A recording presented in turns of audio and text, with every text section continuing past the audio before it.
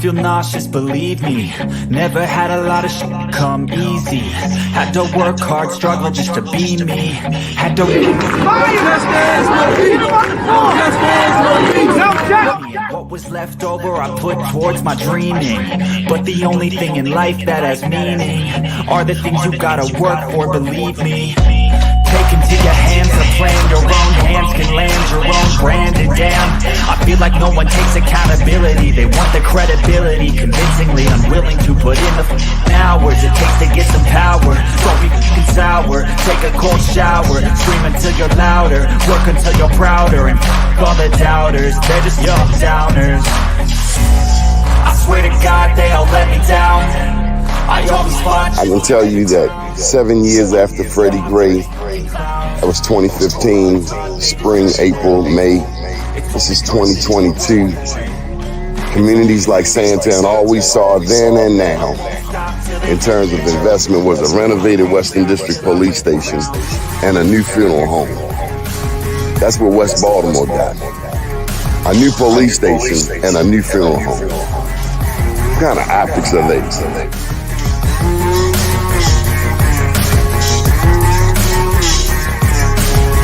Was Freddie Gray any different than 1968 Baltimore riots?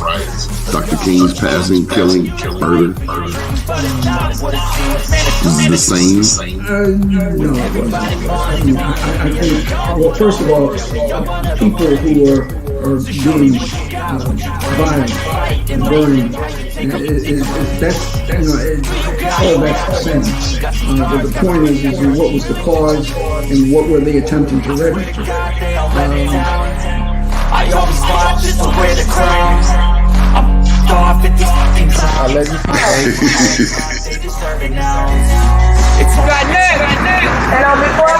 It's only worth it if you work for it. I won't stop till they hear me now. I won't stop till I wear the crown.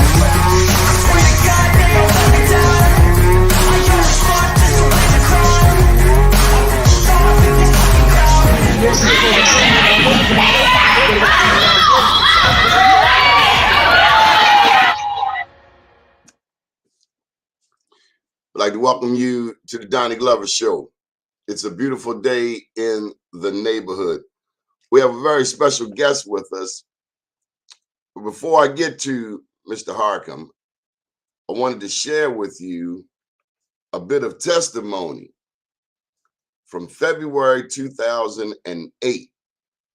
Now, this testimony is of Arnold M. Jolivet.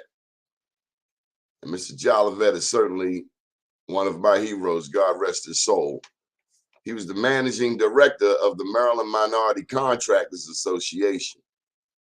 And so we're about to have a conversation with a budding entrepreneur here in the city of Baltimore, but this is some testimony from Attorney Jolivet from 2008. So that's 14 years ago.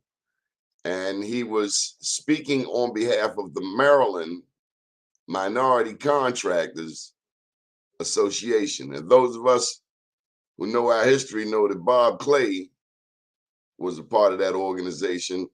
And he was another hero who was tragically killed here in the city of Baltimore. But you got to hear this piece just to get a sense of the wisdom of Mr. Jolivet. For those who don't know, Mr. Jolivet would speak before City Hall. He would speak before the state. He would even go, I imagine, to Washington, D.C. But just get a snippet of how legendary he was. He said, I am extremely pleased to be here today to speak in support of this most important piece of legislation.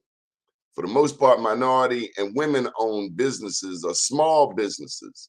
And I need not tell you how vital small businesses are to the American and state economy. It is a fact that small businesses create and maintain more than 85% of the state's new jobs. Did you hear that? 85% of the state's new jobs. Moreover, minority, and I hate that word, by the way. I'm a black man in America, but I'm no minority worldwide.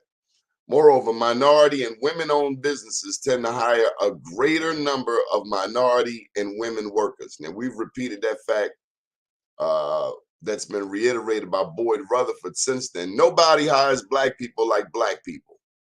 Nobody hires black people like black people. Hence, this helps to eradicate the traditional high unemployment rate for minority workers within our state. Almost done. While the state of Maryland has a good and positive record in promoting and fostering minority entrepreneurism, Baltimore has one of the highest numbers. The state of Maryland has one of the largest numbers of black-owned businesses in the nation. So despite all of the negativity that Fox and other news outlets paint about Maryland, about Baltimore, about Prince George's County, we got more black businesses here than most anywhere in the country. I think Virginia might have us beat. While the state of Maryland has had a good and positive record in promoting and fostering minority entrepreneurism, it is very clear that we can do much more. HB, and that they were pushing back then House Bill 598 that seeks to take our state to the next level in promoting minority business enterprise within and outside of state agencies, despite the existence of other state agencies charged with promoting minority entrepreneurism within and outside state agencies. The creation of a commission to monitor minority business practices by state agencies is nonetheless much needed. So we got all of this legislation, but we have no one making sure that the legislation is being honored. That's the bottom line.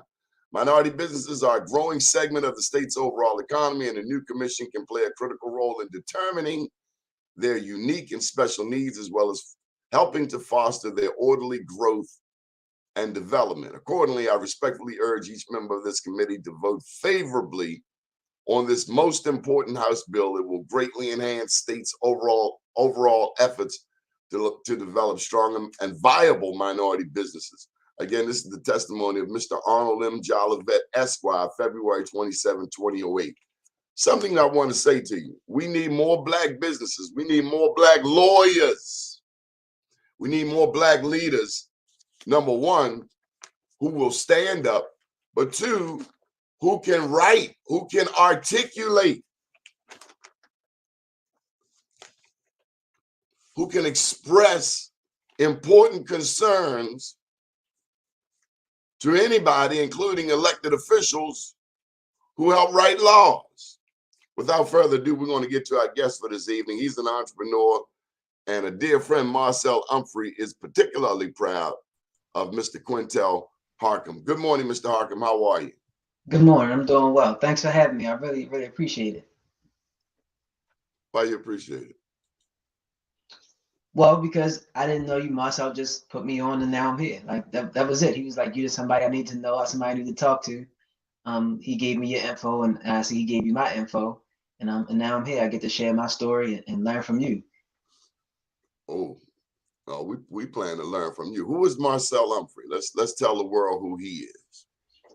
So, well, I know him as a realtor, but I knew him before then, just as he went to college with my friends, and actually to high school with some of my friends. So I know him through like coming up in basketball, playing basketball in Baltimore. We both went to Bentlow basketball camp back in the day. You played for Bentlow? Yeah, like rec leagues in the summer league. But I'm from the east side, so I played my rec ball on the east side though. But when I was going training and working my skills, I was over west of Bentlow. Don't go so fast. What rec? I played at Oliver for a little bit, and then I played right by my home at Fort Worthington Elementary. Did you know Murdoch? I guess you had to know Murdoch. Yeah, and I played under Bucky Lee for a bit. Bucky Lee. Now he just went home, got his wings. Yes, a few years ago. As did Coach Murdoch. Right. Wow, man, some of my first memories over there in East Baltimore. Cecil Kirk Rec. Yeah, I never played for Cecil. I always played against them. Well, you dropping some nuggets there. Okay, so I would take it that at least at minimum you can hit a layup and maybe even a 3-pointer at half court. Yeah, every once in a while, you know. Yep. And So that's why. Marcel, just for the record, he wasn't a bench rider, was he? Who, Marcel? Yeah. To be honest, I didn't play against him. He's a year or two younger than me, so I Oh, he's never. younger than you. Yeah. So I never played against him, but we were we were in school at the same time. So, we were still just around, and we always had the same friends. So we would see each other out and about. But once around college age, early 20s, is when we really start to like cross paths way more often. He was the first person I know that had his own business, and he was doing real estate. He was the first person my age who owned a house and talked about it. And it was, and he was doing multi-level marketing and things like that. He was just making moves, and he wasn't really scared to shake stuff up. But we was kind of just still being cool, still playing basketball, thinking about the latest sneakers. He was kind of like making moves and getting his feet wet, trying to figure out how it is he's gonna get to this money. That's Marcel. You know him. Yep. Did you ever meet his grandma? No, I haven't. Yeah, she got her wings not long ago, but he would often talk to me about her. Yes, that's Marcel Humphrey, realtor, an entrepreneur, always coming up with creative videos, marketing ideas, strategies. Yes, real estate, property, all of that. I saw Marcel, he had a class with people that paid up to learn from him. 3/4 of the class was white. Yeah, they knew he knew something they didn't, man. That was amazing. He's the first person I knew that was doing classes like that. Yeah. This is before the internet and everything. Yep. Imagine that. Yep. Now, did he ever tell you the basketball story about him and Carmelo? I mean, I know they went to high school at the same time, but no, not what story. All right, I'm gonna save that for another day. Okay. All right, so you are here, and you've just explained why you're here, because Marcel is a visionary, and as you have noted, he tends to be ahead of the curve. Right. And so when you out there ahead of the curve, you see who else is ahead of the curve. So clearly he feels that way about you and your company. Tell us about your company. Yeah, and I appreciate that. We talk about marketing and stuff, like trying to stay ahead of the curve all the time. But with my company, Good Part & Company is a health-centric lifestyle brand. We own a juice bar. We do a few other things as well, but the main focus right now is the juice bar. It started in 2018. I literally started it in my living room. I moved all my furniture out of my living room and had some pop-ups like selling juice and merchandise, because my background is in graphic design for fashion. So I made some T-shirts. I made some other goodies and things that go along with the juices, and just sell it and sold it at my house as like proof of concept. And that went over pretty well. I did it a few times, maybe 3 times or so. And I was like, okay, I got to take this pop-up out of my living room. Like, my living room's too small. So I went and talked with some property managers not too far from my house at an old storefront to see if I can get it. And they said I could, but whoever was going to rent it full time would have first dibs. And sure enough, somebody rented it by the time my date was up for the pop-up. So I said, man, I'm just going to go get my own storefront.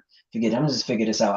I already did businesses before, and I was learning more how to do business even better, how to take it to the brick and mortar level. So I studied a lot about the health industry, about the juice industry, what niche I could fill, what kind of problems I would be solving, because I've been plant-based for, at that time, like 6 or 7 years. Now was 11 years. And so that's my offer to the market, right? To the people, helping them with a plant-based diet.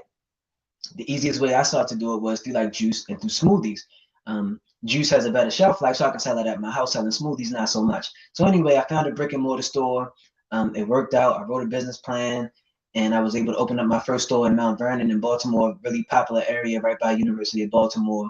So it's kind of on the strip between Preston and Biddle Street, by Chipotle and Subway and a popular sushi bar called Aloha. So that's where our first store was. And Good Part & Company continued to grow. We started adding things to the menu. The whole thing was about bringing like lifestyle, and the same way coffee shops have culture. I was trying to create a culture around a healthy lifestyle with my own health cafe. So we would have smoothie bowls, smoothies, cold pressed juice. Those are some great entry points into like healthy food on the go. And that's the main thing. We want to make it convenient, right? And then the next thing we wanted to do is make it cool, which is why it's a health-centric lifestyle brand, not just a juice bar. So we offer a lot of education around what the ingredients are, how they can take these things home. If you go to the website, you can like download a free book on how to juice at home. Like if you don't buy from me, as long as you're doing it, as long as you're improving your health, right? So we had all those things. We had a little mini library, kind of like I had these books back here. They was up inside our cafe. People could come in, sit down, read the books. They couldn't take them with them because we need them for the next customers. But so we had all that information on plant-based diet, how to improve your health. And then of course, if I'm in the shop, I'm talking to people, I'm consulting, I'm talking with Marcel, I'm talking to other folks. And so that's what Good Barton Company is about. It's a health-centered lifestyle brand. Is rooted in plant-based diet because I believe a plant-based diet is optimal for us to perform and our bodies to be at its best, right? And then we were able to expand within the first year. We did a deal with Johns Hopkins, open up a second cafe at Johns Hopkins University. And so that's where we are now. We closed down the first store in Mount Vernon, and now we're rocking and rolling at Johns Hopkins. As you were talking, I was wondering if you connected with the doctors. You're talking about health. You're talking about our community. You're talking about Baltimore, 62% Black city. Mm-hmm. I've seen some of your interviews. Clearly, you're trying to reach those of us who are concerned, who are focused, who are interested in our well-being and our health. But there are other people, as you mentioned, Hopkins. How's that relationship going? It's going pretty well. It was an opportunity to grow the business at a faster pace. When you do business and scale, if you scale too slow, your business you won't be in business. Like you have to grow in business. It's called NFL. So it gave us the opportunity to grow. It changed the customer base a lot because now I'm serving students on a campus more. But it's a great platform, and it doesn't mean that I have to abandon the customers I had first, right? The initial demo that I set out to serve, right, which was really our community. I was trying to make it somewhere convenient. So the food offerings we have are still convenient. The location is not as convenient because it's not street side. You can't see it riding down the street. You literally have to drive on campus. So we got to do some. Let me ask you this, Mr. Harcum. I know you're on a roll, and I just trying to play third base and catch these hot ones you're shooting down the line. But have you? Where are you located? So it's right off of University Parkway. It's on the campus, on the athletic side of the campus. Okay, so you uptown. Yeah. Oh, yeah. Johns Hopkins University, right. I'm sorry. Off of 33rd and I'm thinking the hospital. The hospital. Okay, yeah. No, I'm at the school. So I'm at the Homewood campus up by 33rd Street. Okay, question. Do you know Cheryl Washington? I've heard her name, but I don't know. Who is she? She is the CEO of EBDI, East Baltimore Development Incorporated. Okay. Now, they run a certain area where the homes are. Her focus is housing around Johns Hopkins, particularly in the communities where we used to live. So we're going to make sure we link you. She has a networking event coming up on the 27th of this month. And you mentioned Hopkins. She's in the event is at the hotel on the top floor on the penthouse level. Okay. It's called Stay and Play. So I'll make sure you get the details for Stay and Play. But do you ever have events, or is that impossible? So we did have pop-up events. We'll be having one next month. That's the plan. So sometimes we have like pop-ups, right? So we can kind of create community, just create a different vibe around. So we'll have the different kind of merchandise. We might have like a few games or something depending on who the demo is. And then sometimes I'll do pop-up events at other locations. Like I did something at like Residence across the street from Johns Hopkins, or a pop-up collaboration at a coffee shop or something like that. And we host fitness events as well. So we have this thing called Fresh Press Fitness. It's a play on cold pressed juice, right? So I get with some fitness instructors, yoga instructor, and then we have like a whole day of fitness where we do yoga for 45 minutes to an hour. We do a fitness boot camp, training boot camp with the fitness instructors, and then we come in and have smoothies and juice and all that good stuff. So definitely open to doing different types of events through Good Barton Company. I don't know if Marcel knows about this. He's blowing up the phone. You know, Marcel is the YouTube, the video guru. Are there videos? I mean, I know you have T-shirts, and one of the interviews I caught is where you were selling T-shirts, and people were more interested in the plant-based, and you're like, but the T-shirt, Right. but the T-shirt. Right. Yeah. Yeah. But so I do YouTube. I'm trying to get into doing more of it, but there is a YouTube channel for Good Part and Company. You can see some of the things we've done. I documented the when I initially started the business. So when I was building out the first storefront, and then I have some other videos there talking about the day-to-day life of how things go within Good Part and Company since we've expanded. And you know, I do like YouTube a lot. So I do use YouTube. I have a YouTube platform for Good Part and for myself as well. Do you coach on YouTube? Because I don't think I can ever learn enough about. Let me give you an example. Okay. I got over nearly 6,000 videos. Got you. But my German Shepherd is right beside me. I do one video of him. Actually, a horse was going by, and this is a short. Yeah. I'm saying it's the Arabs. They live around the corner. I'm saying, hey, can I get a picture of you? Now he see me with the dog, and I'm snapping the picture and holding the dog, and Pharaoh lunges at the horse, and so it's about 20 seconds. This video get 1.7 thousand hits. Yeah, man, it's tricky. It depends on what you doing. I don't coach on YouTube, but I watch a lot of videos and tutorials on YouTube. But the only thing I can say seems to work is being consistent. Whatever it is, whatever type of content you make, you just got to be consistent at posting it. So if it's going to be dog videos, you got to be consistent. Well, that's what I'm saying. I wasn't posting the dog video. I'm doing I know. I'm doing Right. Good Part and Company. I'm trying to promote Marcel. Right. And Pharaoh come and steal a whole show. Everything. Steal the whole show, man. Those types of things get likes, man. People like pets. People like kids. You know, those types of things like automatic on YouTube.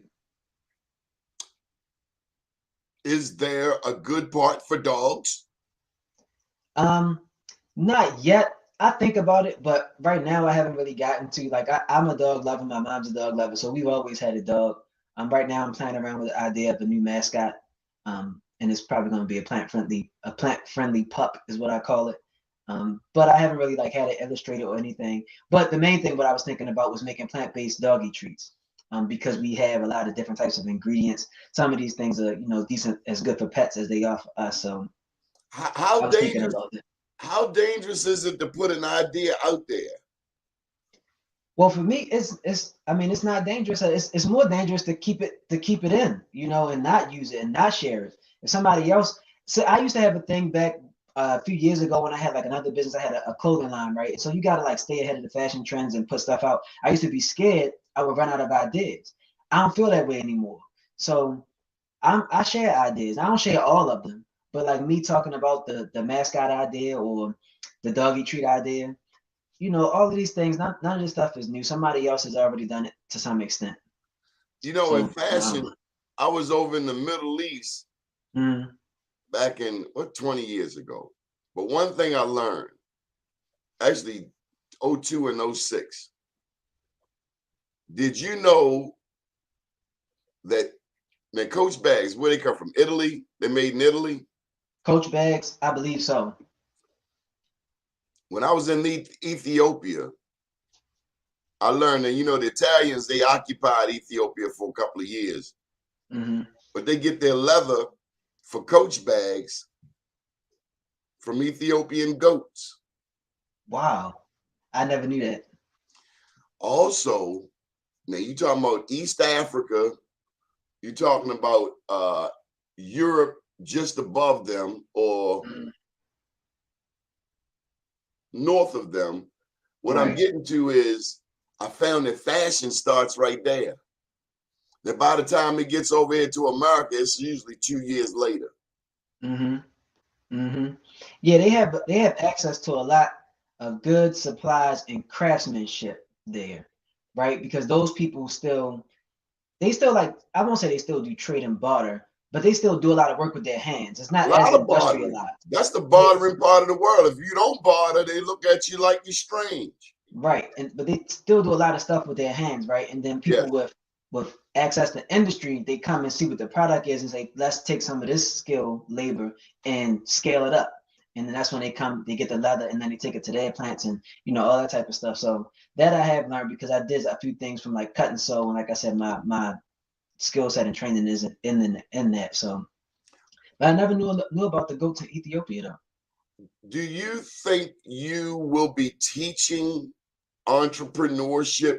I mean, granted, you have built, I've heard you say 3 businesses. Mm-hmm. The fashion, the juice bar in Mount Vernon, now the juice bar in Hopkins. Mm-hmm. Is it time for you to start teaching a class on how to start a business in Baltimore? I mean, you've made an accomplishment that people who have been in business 30, 40 years have not made. Thank you. I appreciate that, and I'm not sure about that. Oh, you're a little old man. We know you've been here before. I think that I think I'm going to continue to share about it, but to be honest, the first thing I want to teach more about holistic health. So that's actually what I do. That's a new business that I'm starting. So I do plant-based health coaching for business, for entrepreneurs and business professionals, because that's the life that I live. For, half my life I worked in corporate America, and then I started my own businesses. And then half of that time I was plant-based. So those are the things I know the most. And I do know that when you have your own business or when you're a high-level professional, you tend to sacrifice time and health so you can get business done. And nobody really looks out for you like that, right? So I feel like that's the niche that I can serve best. And so I've been doing it slowly but surely, like the last 3 months, like doing meal plans. Like it's a whole system, right? And how you sleep, how you recover, how you maintain your fitness, well-being, how you, and especially how you eat. So I'm going to teach that more so than entrepreneurship, but I'm always willing to talk about it. In fact, next week I'm speaking in Howard County for high school kids. Like, so it's like postgraduate ideas of what life is going to be like after they graduate and what entrepreneurship would be like. So I was asked to come there and talk about it. So I don't know that I'll be teaching about entrepreneurship. I'm still learning. I think you, just as others have done, including myself, I think people will pay a couple $100 to listen to you for 5 hours. Well, I appreciate that, and I might make that an asset. I might put together a course. People have asked, well, to be honest, Mr. Glover, I'm still selfish in my business. So the time that I would have to spend teaching somebody, I'm taking away from growing my business. Once I grow it to a certain point, I'll probably change the answer to this question.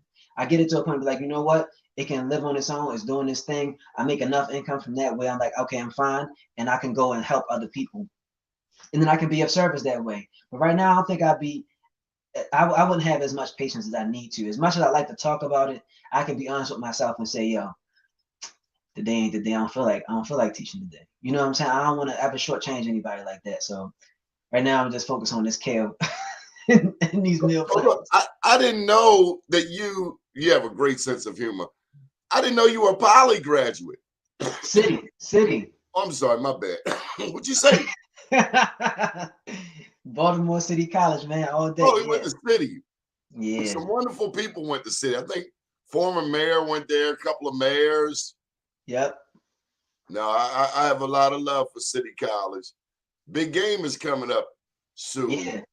How have your Knights supported the business? And I did 2 years at Poly and 2 years at Dunbar. So okay.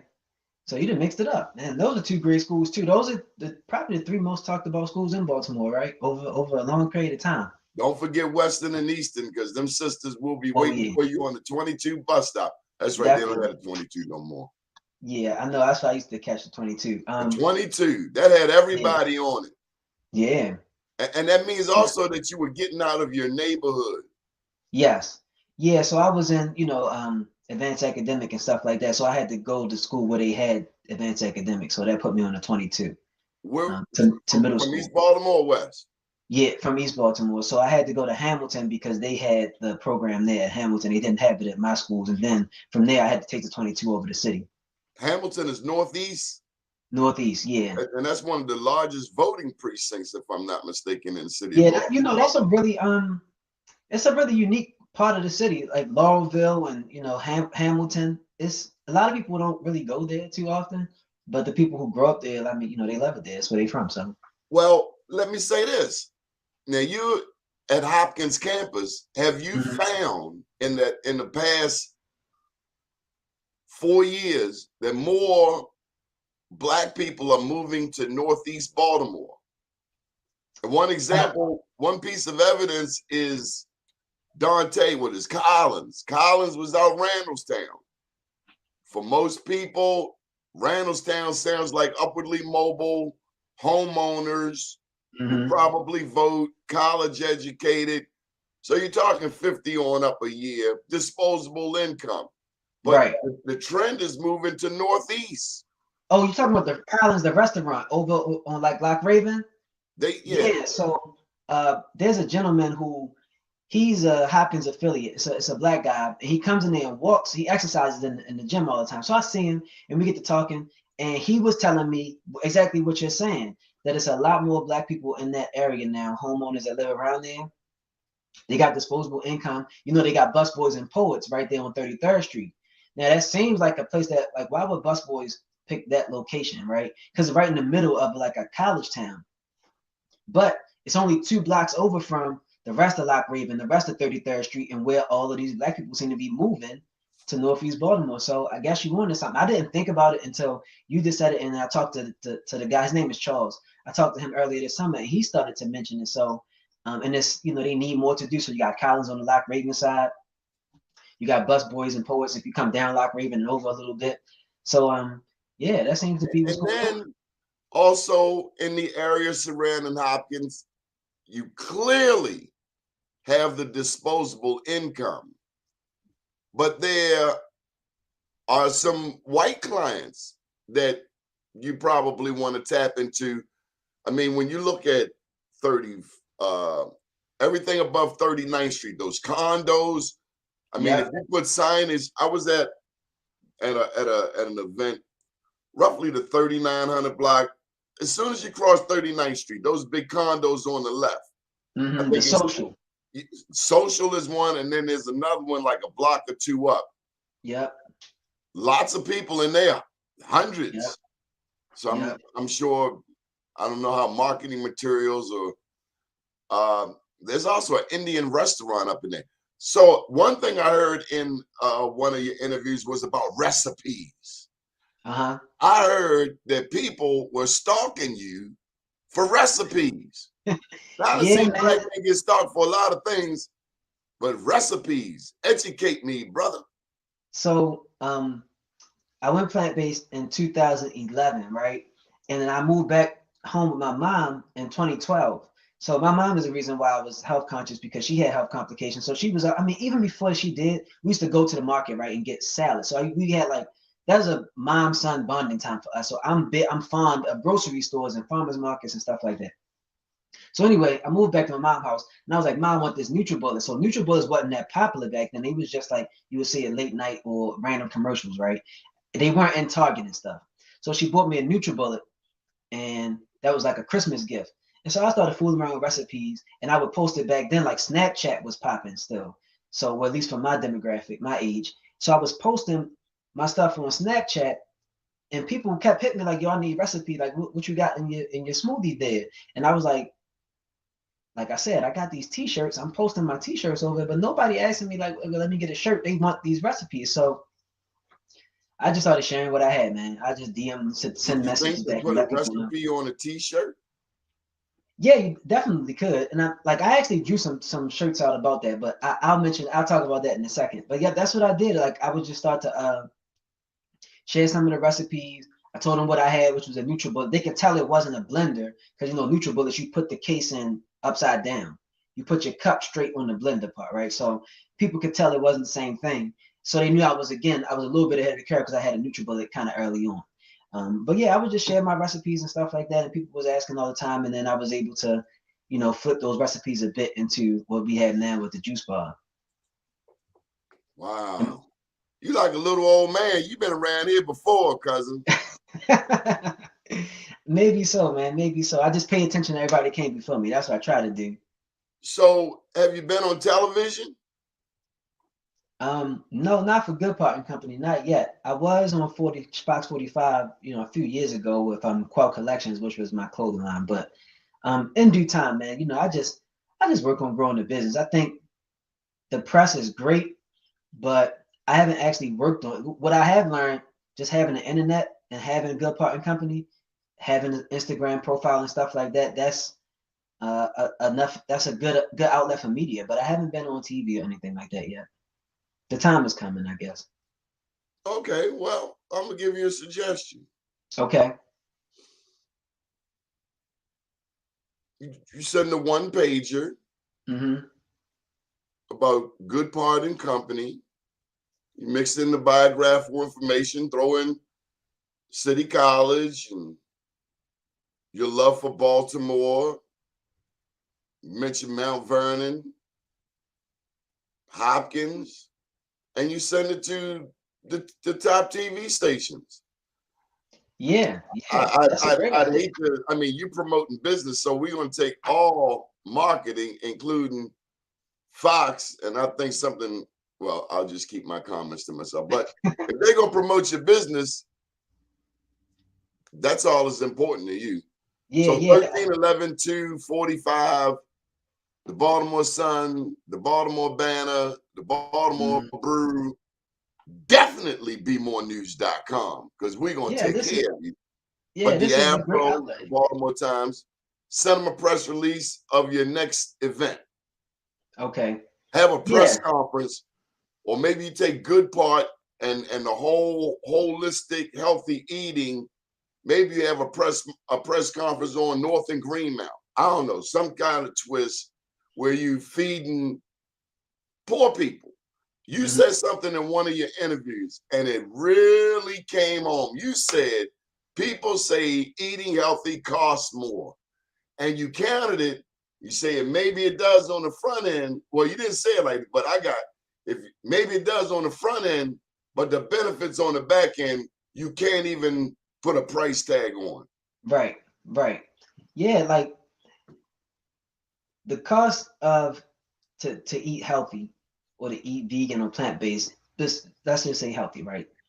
People say it's expensive, but the cost of Medicare is more expensive, right?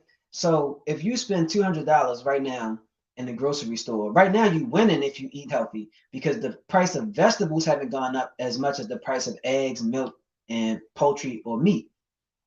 So all those things are still balanced. Like the price of, because I work in the juice bar, I know the price of blueberries went up a whole lot. The price of pineapples went up a lot. Um, Things that's seasonal like avocado and mango may go up, but overall the staples that you buy, rice, spinach, other greens, are still the same. So right now during this time of inflation, you're actually winning. But for the most part, I can be honest and say, okay, it seems like it's a bit more expensive when you buy all these healthy groceries, this organic, that, and things like that. But what about them medications that are But $200 a bottle? exactly. So we spend $200. Let's say And, somebody's and, you, monthly budget for food.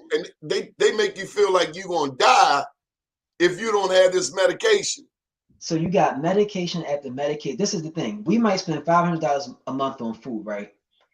But the actual cost of medication is like $1,000. When you have Medicare, though, they offset the cost so that you only pay $30 for prescriptions every week, But the right? total price is in the The thousands. actual total price to cover the pharmacist, shipping it to CVS, all those little things we don't think about. And then the actual cost of pharmaceuticals, of actual drugs, costs a lot more. Not to mention having to go to the hospital to cover hospital bills because you have diabetes or because you got headaches and you can't figure it out and you got to keep going back because you got chronic ailments because you got poor diet. And and just being able to feel alive and not in pain when you wake up at any age is invaluable. Like you got to think about it. If you can just you look over and you see your peers, they struggling, and as we get up in age, everybody gonna have their issues. But some people are immobile almost. Quintel, how old are you? I'm 40. Quintel, I heard in your interview last night, it was the logo I remember was black and orange. I don't remember the name, but it was a really good interview. you were talking, and this was some years ago, a few years back, but I Mhm. heard you mention people your age, then in your 30s, who had diabetes. Yeah, Now I'm man. 57, and to my knowledge, no diabetes, no health ailments. But I heard you talking about, and let's be honest, I don't know if you mentioned this, but certainly came to mind. Those of us who have died in their 30s from things that we would never die from 40, 50 years ago. I mean, it's like, damn, have you ever seen a string bean, a Brussels sprout? Or this is the Man, chicken box listen. generation. This is just chicken box, Cheetos, and now laters. Yeah, man. People, so a lot younger people are having health complications earlier. I had a friend, a buddy of mine. He was like a business associate, but he had put me in the game on other business when we used to do parties and stuff. Um, and he passed away. He had pancreatic cancer, and this is a relative. He's older than me, but this was a relatively young age. So, people are definitely getting diagnosed with really serious illness early on in life, and a lot of it is it's not genetic. It's not genetic. It's a chronic ailment based on lifestyle and diet. So, diet is one thing that's just really going to help you avoid all of that. But I got friends who, or associates of people I went to high school with. Uh, they died from health complications from being overweight, right? And it led to cardiac arrest, right? Atherosclerosis, which is, like when your heart things get clogged up in your heart. So basically, they got poor blood flow. Another friend, they had diabetes, that the children are pre-diabetic. Now, if you ate, you don't know, you're only going to eat the food that they give you. You're not just born to have diabetes. The DNA is switched on because the diet is wrong. You may be more susceptible to get it because both of your parents have it, but you don't have to have it. You shouldn't be a child that's pre-diabetic. But there are children who are, and it's the lifestyle thing that they learn and pick up from their parents. And their parents may be already diabetic and they just think it's something that runs in their family when really it's just a family practice of eating a certain way. So it get kind of deep. You can't I be don't always talking feel about comfortable. our family, Quintel. We big boned it. That's what, yeah, listen, man. Some people are, genetics say that some people going way more than others. Nah, but I when tell you you, but when I you tell you see this, when you see a heavy person and their child is heavy, yes, that's the proof in the pudding right there. That's the proof because or you whatever got it is one they're parent, you eating, got one parent slim and the other parent a little chunky. a lot of people don't like to they don't like to talk about it. They don't want to be responsible for it, right? Because what you eat is a responsibility. Like you have to be responsible for what you consume so that you can go out and do whatever the things are that you need to do. So I um, learned, big brother, I can't eat late. yeah, most of us At shouldn't eat late. 57, I should not be eating Chipotle, jerk chicken, or whatever at 11:30 at night. Yeah, man, it's tough. Your body's digestive system turns off around 10:30 p.m. Like, kind of like based on circadian rhythm, like when the sun going down and stuff like that. So your body doesn't digest food well after 10 o'clock, if at all. So You were a you little eat it fast. I didn't catch all of that. Sarcadia. circadian rhythm. Like that's when your body is set to the timing of the sun. Like when it's light out and when it's dark out. That's why you get sleepy when it's dark out, right? So there's an internal clock as well where your body say, all right, it's time to rest.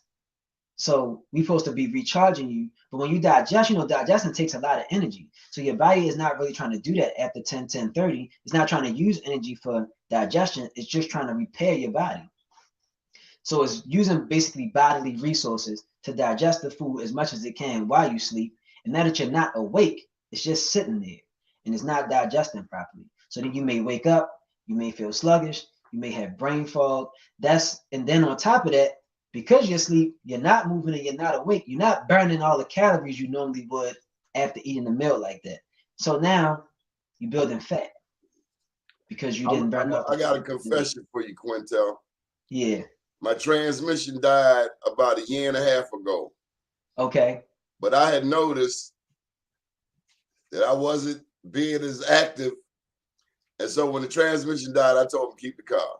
And I've been walking and training and riding the Hey. bike and swimming ever since. And I know if I'd have kept that car, I knew I wasn't going to change. Mm-hmm. There was a And force then, and function. and I when I like that. and when I got back to walking, I felt weak. I felt, you looking around like, am I huffing and puffing coming up this Mm-hmm. hill? Yep. But then I Yep. saw some old ladies walking. I was like, you are not going to beat me. They motivated you real quick, right? Like, You are nah, not man, going to we beat going me. down. No power walk. I don't care what you say. Yeah. Yeah. And How it's always can, just, I'm sorry. oh, go ahead. No.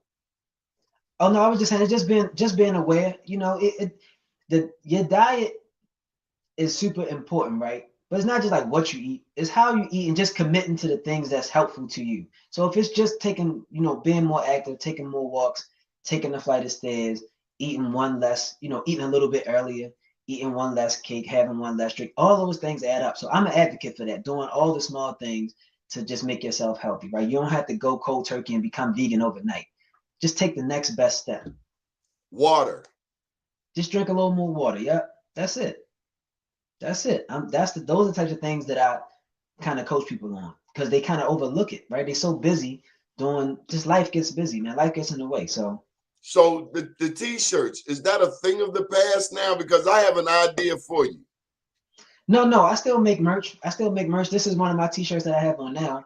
And I don't put merch out that often. Being at Hopkins, my space is actually smaller, so I don't have merchandising space, right? So now most of the things are going to be through pop-ups. Now people can really see it. They can touch the t-shirt. They can feel the quality. They can see themselves in it. And then of course we take it online. We do like some photo shoots and stuff like that, and just throw the clothes online so people can purchase it there. What I So was right getting now I people think to, it's like. I'm sorry. Oh, I said right now I think it's a few items like a few hats and stuff like that online. There's no t-shirts or anything, but we'll be dropping some pretty soon though. I need you to get a couple of these TV anchors to wear your t-shirt. There are a couple of other celebrity types that we That need. would be great. I need to send you a t-shirt. I have some here. I got some new ones. So before we get off, you gotta give me a size so I can put a shirt to the side for you. But there are others who I want to see in this t-shirt. What are you doing December the 1st? That's a Thursday. Okay. What time is your store closed? 6 p.m. December the 1st, we're going to invite you to a private event out at the airport. Okay. As a matter of fact, we want to present you, and Marcel Humphrey is your sponsor. We want to present you a Black Wall Street Award. We've given away over 1,900 of these across the country in 9 cities, most of course, in Baltimore and New York. Okay. But we want the world to know about Good Part and Company and the success of Quintel Harcum at the urging of the bully named Marcel Humphrey. You know, Marcel a bully. Hey, look, I don't Low like key. bullies, man. Yeah, he like, man, call this guy. Huh? Call him. Marcel Humphrey. You got to love him. You got to love his hustle, man. He always been like that, man. But I appreciate that. Yeah, I'll be there. I'll make that happen. It's in the evening. In the evening, we're going to be out at BWI Airport. There's a Black CEO out there. His name is Ricky Smith. And I want you to meet him. And who knows, it might be what's his another business? part of the journey. Yes. What's his business? What's his business? He's the CEO of the airport, and he used to play. Oh, okay. He used to play for John Eager Howard. Okay. They say they were the best on the West. They used to put up some numbers when I was playing. I got mad love for Bentlow. I grew up at Easterwood when we moved back to West Baltimore. So Bentlow, what was that coach down there? Herman. Coach Herman. In my day, they had this guard. He was a lefty named Tyrone. Mm-hmm. And few people could guard him. You was one of them? You ain't going to just run the ball past me. I'm going to take that ball.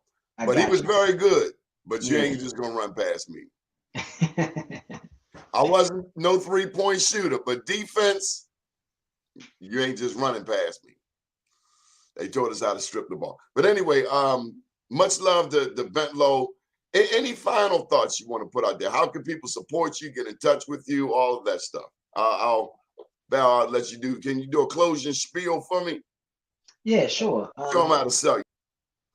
So I'm Quintel Harcum, founder of Good Part and Company, a health-centric lifestyle brand, juice bar and health cafe.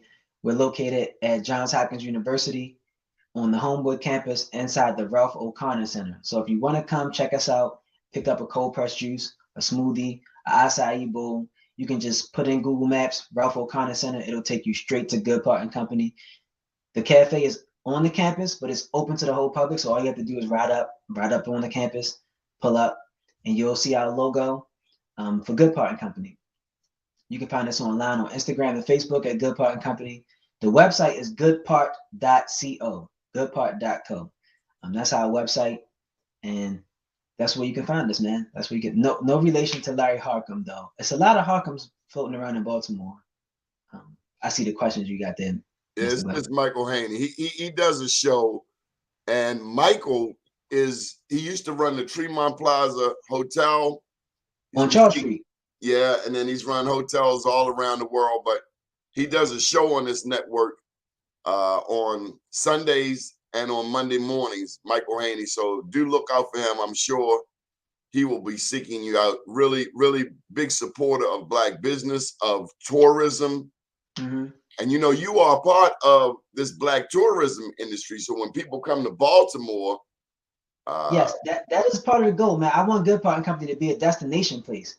People should want to come to see what we got going on. Did you know last Thursday at the mansion at Druid Hill Park, that's got to be no more than 2 miles from you. Yeah. They had a announcement of the Druid Hill Park partnership. No. So the names that were involved were Catalina Bird. Mm-hmm. I know her. And Zane's Cypress III. Okay. And so what they plan on doing with that partnership? Making Druid Hill Park a top destination in the world. Okay. It should be. It should be, man. It's a great park. So the partnership involves bringing the various communities surrounding Druid Hill Park together. Got it. And some of those communities are Black, and maybe if it were not for this partnership, they would be automatically eliminated from the discussion, as has happened historically here in Baltimore. Right. So you're in prime location. Don't move. No. Don't move. You're in prime location, and we will do our part to connect you with the resources to help you accomplish whatever it is that you want. So I'll give you Mike Haney's number offline, but you make us proud, Quintel, and so does Marcel, just in understanding this teamwork. This is a team. Yes. There are those of us we support. I've known Marcel 15, 20 years, and really? Yeah, I'm not in real estate. I'm in media, journalism, but our paths cross because he loves media. He understands media. Right. And how we have to make it work for us. Definitely. Good deal. We're very proud of you. We know your family is proud of you. And however we can support you, we will. I appreciate it. Thanks a lot for having me, Mr. Glover. I went online and checked it out on YouTube too, so I'm looking forward to seeing this. Bless the Lord. God bless you. My name's Donnie Glover. This is Quintel Harcum. Have a beautiful day. Good morning, world.